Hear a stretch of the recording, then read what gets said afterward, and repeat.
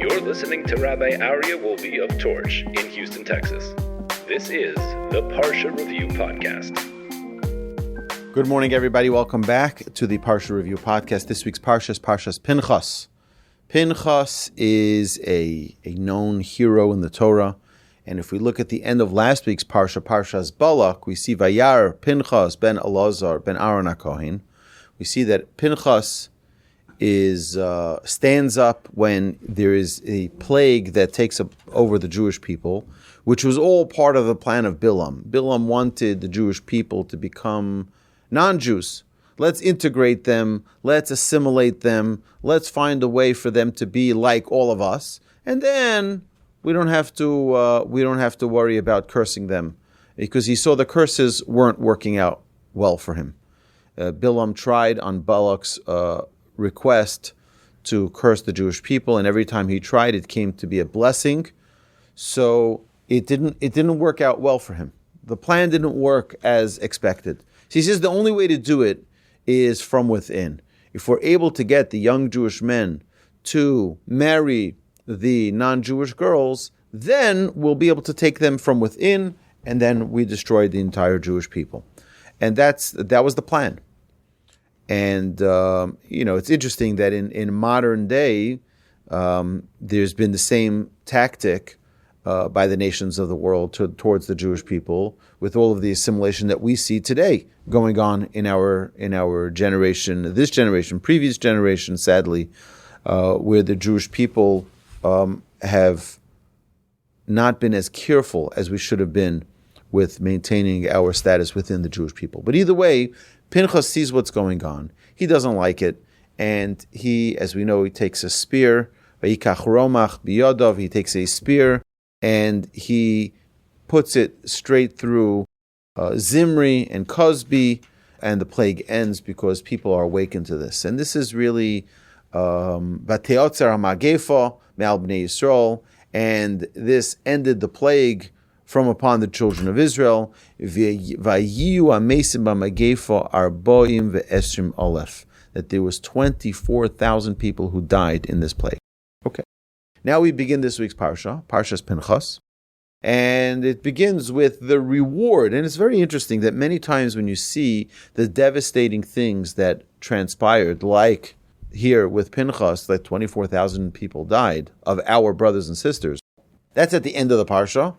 But then the new Parsha starts off with a whole new tale of a good story. What's the good story? Is the reward that Pinchas gets. Vaydaber Hashem al Moshe and Hashem spoke to Moshe saying, Pinchas ben Elazar ben Aaron HaKohen, heishiv chamasi me'al bnei Yisrael. Pinchas, the son of Elazar, the son of Aaron, the Kohen, the high priest, turned back my anger from upon the children of Israel, bekan oes kinosi, for he zealously avenged my vengeance. Bisocham, among them, v'lo chilisi bnei Yisrael b'kinosi, and I did not destroy the children of Israel in my vengeance. Lochein, therefore, what's going to be his reward? Emor, I'm saying, hineni nosin lo is brisi shalom. I'm giving him the what's the peace prize? The peace prize. I'm giving the Nobel Peace Prize. I'm giving him the covenant of peace from God, not Nobel, but nobility of Hashem. Okay, he's getting that prize. V'hoisolo ulazaro acharav bris kuhunas olam. And it shall be for him and his offsprings after him a covenant of priesthood that is eternal. So we see that anyone who was of the children of Aaron, who was not yet born, was going to become a Kohen. But those who were already alive weren't going to become a Kohen because they didn't get that inheritance. Here is an exception that Pinchas became a Kohen later. And he was the only one to become a Kohen at a later time. Tachas asher kina, as a reward that he took vengeance, lelokav, for his God, vayichaper al bnei Yisrael, and it was an atonement for the children of Israel. So there's a bunch of very interesting things that need to be over here, and then it says over here exactly what happened, that he slain the Midianite woman, Zimri, the guy, Kozbi Bastur, and Zimri ben Salu, who were doing what they were doing. It really is a fascinating story. But if you notice in the Parsha of this Parsha of Pinchas, when we talk about Pinchas, there is a small yud in his name. What's even more interesting is that you'll notice that the Torah does not have a single portion named for Moshe, or for Aaron, or for Abraham, or for Isaac, or for Jacob, or for any of the tribes. I mean, you think Joseph deserves a portion, right? You think Moshe deserves a portion, but instead you see that really not great people and really exceptional people got a portion. You have Balak, you have Korach. I mean, all the wrong guys are getting portions. And then you have Pinchas, who is a righteous individual, and he does get a portion in his name. But we don't see anything from Moshe. So another interesting thing, just as a side note, is that this week we begin the 3 weeks. The 3 weeks we know are the 3 weeks of trepidation, I would call it. It's called the 3 weeks of tragedy that befell the Jewish people, which is a time of great mourning. It begins this Thursday with the fast day of the 17th of Tammuz, and it concludes with the fast day of the 9th of Av, which is 3 weeks later. And in these 3 weeks, these are 3 weeks of challenge for the Jewish people in our history. What is the number one key to bringing the Jewish people to good times, to good tidings, to positive outcomes? When we're united. It's interesting that since the holiday of Shavuot, since in Israel they observe 1 day of Shavuot, which was this year on a Friday, and in the diaspora, like in here in Houston, Texas, we observe a 2-day Shavuot, so it was Friday and Shabbat. So the Shabbat Parsha reading for the Parsha of Naso was 1 week earlier in Israel than it was in the diaspora. So we've been off schedule with our brothers and sisters in Israel. They're reading Parshas Naso. By us, it's still the holiday of Shavuot. They read Ba'aloscha, and we're reading Naso. They're reading the next portion, we're reading Ba'aloscha, and so on and so forth, till we caught up. Last week, we read Chukas and Balak together, while in Israel they only read Balak, and now we're all united again. So our sages mentioned that this unity, that now we're all on the same page, always falls out on the week of the 3 weeks starting, to teach us that the Jewish people need to always be united. It's a little hint, a little something on the side, a sidebar. But when we talk here about Pinchas having his own portion, so if we notice when Pinchas' name is mentioned here, it's mentioned with a small yud. And perhaps we can say, Moshe and Aaron did unbelievable things to protect the Jewish people. Moshe prayed for the Jewish people by the sin of the golden calf. Aaron did amazing things to protect the Jewish people, to pray for them. But what did Pinchas do? Pinchas killed somebody. You wonder, is that the example of leadership that we should be pointing out as someone who's really great, someone who should be emulated, someone who should be, revered? And clearly in the eyes of Hashem, yes, he should be. And it's prominently in our Torah as an example. We have Korach as an example of what not to do. We have Balak as an example of what not to do. Pinchas is an example of what yes to do. But shouldn't we have an example like Moshe? Shouldn't we have an example like Aaron? I mean, these were great people. These were our leaders. Sages tell us the small yud, every yud, the letter yud, is also, in Yiddish, it's also yid, right, which means a Jew. The yud. In fact, there's a story that Reb Meilech Biderman says. He says that there was once somebody learning how to read Hebrew, and he sees that there's two little dots, and that's the name of Hashem. 2 little yuds is the name of Hashem. So he reads the end of the verse, and then you see again 2 dots, one on top of the other, and he says the name of Hashem. So the teacher says to him, no. This is not the name of Hashem. He says, what are you talking about? This also looks like two yuds. It's like the colon at the end of the thing, at the end of the verse. He says, this is also two yuds. He says, no, it's not two yuds. He says, but you said when they're next to each other, they're two yuds. Here we have them, also they should be two yuds. You should also say it as the name of Hashem. He says, no. He says, when two Jews, two yids, are next to one another, they're equal. Hashem says, count me in. That's my name. But when one is on top of the other, when one feels elevated above the other, that's not Hashem's name. Hashem doesn't want to be associated with that. Which is what people say, l'chaim could be spelled with one yud. The word l'chaim, we say l'chaim when two people take a drink together. They say, l'chaim. So why does it need two yuds? It can have one yud. Because one Jew alone can't make a l'chaim. You need another Jew with you to make a l'chaim. And then what? Hashem says, I'm with you as well. I'm with you as well. The small yud represents the Jewish people. The yud represents the Jewish people. A small yud in the name of Pinchas is perhaps hinting Pinchas was an ordinary, simple Jew. He was a small Jew. He wasn't somebody who was like, Moshe, a leader, we expect greatness from him. Aaron, a leader, we expect greatness from him. Pinchas, I'm a little guy, I'm a nobody. Look, I have a small yud. That's who Hashem expects greatness from. That even each and every one of us who are small yuds relative to Moshe and Aaron, we can shine like a Pinchas. We don't have to be a Moshe and an Aaron. We say, listen, I'm not the leader. They've done all these studies about people getting mugged in New York City in broad daylight. Nobody turns around. Nobody even blinks. I'm supposed to stop it. It's a crime. I'm supposed to stop it. Not my problem. I'm not the police. I'm not the Moses and Aaron. I'm just a little guy. And here is an example in the Torah where the Torah says, no.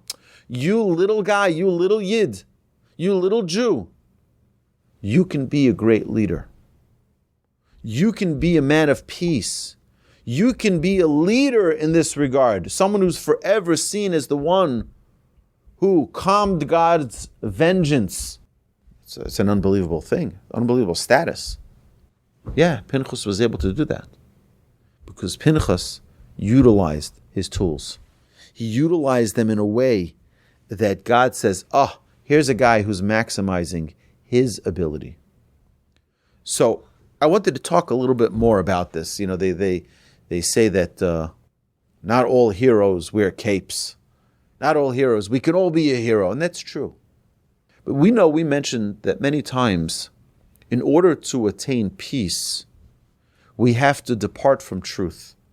Sometimes, in order to make peace, you have to compromise. Compromise is never truth. You say, I owe you $10. I say I paid you back and I owe you nothing. Let's compromise. I'll give you $5 and we're done. We'll call it a day. You lose $5, I lose $5 in my opinion, and that's it. We call it a day. Compromise is definitely not the truth. It's either 10 or it's 0. But people are willing to compromise. God is willing to compromise for the sake of peace. For the sake of peace. We see this with a few portions ago, we read about the wayward woman who is accused by her husband of having an adulterous affair. God says, erase my name in the water. Let it bring peace between a husband and wife. God says, I'm willing to have my name erased. God's name, Hashem Elokeichem Emet. The name of Hashem is truth. God says, I'm willing to have my name erased so that there be peace between husband and wife. So that there be a resolution to this dilemma. We're living in a world today where truth isn't obvious anymore. Where truth is the most rare commodity you will ever find. Whether you look in the media, whether you look in whether newspapers or online media, you look on social media, where, I was with my children once at a baseball game, and there's a person sitting next to us who was taking a picture of themselves for about 30 minutes finding the right angle so that they can post it on their social media, the one that was not portraying them truthfully, but the one that looked best. You imagine, we're living in a world where everything is show. Everything is selling a narrative. Selling a narrative. It could be a personal narrative where we need to adjust the photos so that it fit my idea of what I should look like versus the reality. Or news. You have to sell a certain story. There's certain things that the news will be willing to cover, certain things that the news will not be willing to cover. The problem is that in the search for truth today, we've gone so far away from real truth. And what we see, and this is the I'm sure that if you had all of these modern day pundits about equality and talking about acceptance and talking about diversity, you have, if they were around in the time of Pinchas, they would have, and by the way, they were around, because you see what happens right after this. They start complaining to Moshe. They start complaining to Moshe saying, who's this guy Pinchas just killing people indiscriminately? And there's an uprising. And God needs to quiet it down and say, I give him the peace prize. I give him his brisi shalom. I'm sure that today's media people would stand there and picket in front of the Ol Moed and say, justice for all. And they would be picketing for equality, and they'd be picketing for, I don't know, whatever other cause. What happened? What happened to objective truth? What happened to people just using common sense? That if we go so far away from common sense, we call it a pride. We take pride in the things that we do that go against what Hashem says in His Torah. What in the world is going on that we lost the compass of what is truth, of what is real? And if we mentioned this numerous times, a piece from my great-grandfather where he talks about Torah's Hasechel, the Torah of the mind. We all know a very fundamental principle. My son sitting right here, he knows this principle. You can't punish somebody unless you warn them. If there isn't a sign saying that a parking spot is reserved for handicap, if someone parks there, you can't give them a ticket because there's no sign, there's no warning. If there's no speed limit sign, and there are rules to it, how frequently it needs to be posted, at the entrance of every ramp merging into the highway, there has to be a sign for the speed limit. So the people who are joining now the traffic on the highway, they should know, they should be warned. This is the speed limit. And if you go above the speed limit, you're at risk of getting a ticket. There's a warning. We all understand its basic humanity. If you don't warn somebody, you cannot punish them. Ein onshin ela im kein mazhirin is the rule in the Talmud. Where was the warning for the people of the flood, for the generation of Noach? Where was the warning for the people of the Tower of Babel? Where was the warning for Cain and Abel? Where is the warning for all of the generations and all of the punishments that were given by the Almighty to all of the generations prior to the giving of the Torah? Torah was given in year 2448 from the creation of Adam and Eve. Where's the warning for all of these things? There are only 7 Noachide laws. A lot of the punishments were for non-Noachide laws. They weren't warned. How can they be punished for something they were not warned for? Says my great-grandfather, God gave us innate wisdom. It's something called common sense. And that if we don't use common sense, we are held liable.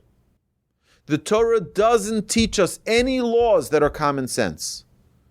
Just like you wouldn't know the laws of mixing wool and linen, it's not a common sense law. The Torah needs to warn you about that. The same thing about theft. The same thing about murder. The Torah doesn't warn us not to murder. And if you ask, well, it says it in the Ten Commandments. It kind of does tell you that. Look at what the commentaries explain. They don't call lo tirtzach, do not murder. They call that don't embarrass someone in public. Because not murdering, that's common sense. You don't need the Torah to tell you that. These are things the Torah teaches us. That before you learn Torah, you need to have common sense.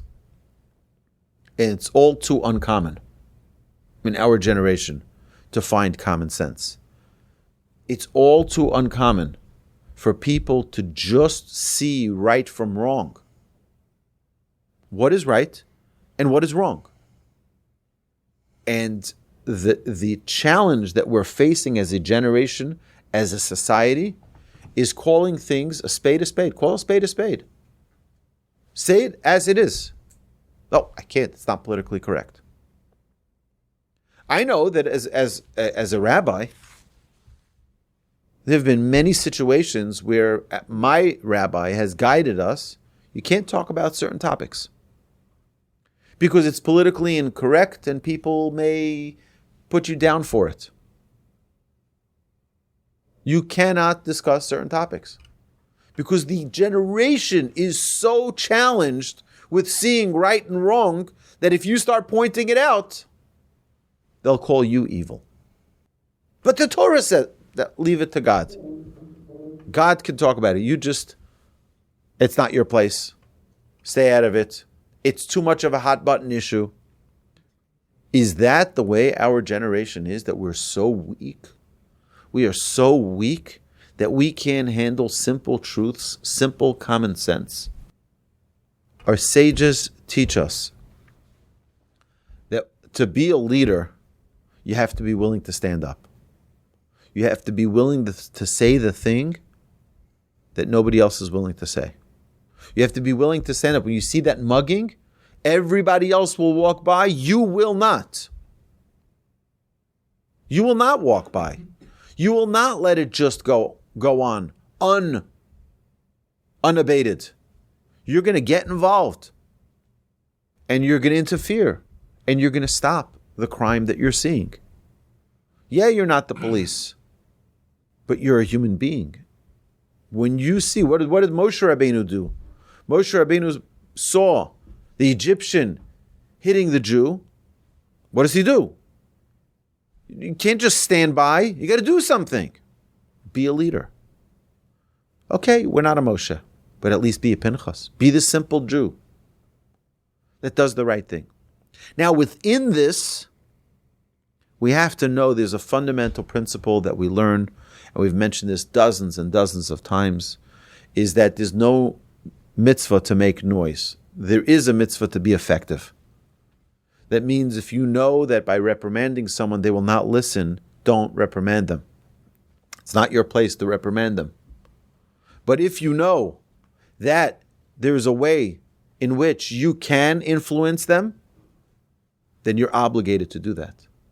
There's a mitzvah in the Torah, hochech tochech es amisecha, to rebuke your fellow. Rebuke, you shall rebuke your fellow. But it also says in that same verse, v'lo tisa alav chet, but don't bring upon him sin. Why? Because if you tell somebody, and now they don't listen, now the sin is greater. And now you are held liable to that. The Talmud says, just like there's a mitzvah to rebuke someone who will listen to you, there's a mitzvah not to rebuke someone who will not listen to you. We're not obligated to say something if they're not going to listen. Well, how am I going to know if they're going to listen? Well, get to know them better. Get to know them better. If you don't know them well enough to know if they will listen or not, you have no business reprimanding them. This is a fundamental principle. The world today, and this is why my rabbi gives that guidance, the world today is not willing to listen. Most people. We have to find those few who are willing to listen, who are willing to accept a word of criticism, who are willing to grow, who are willing to at least entertain an opinion.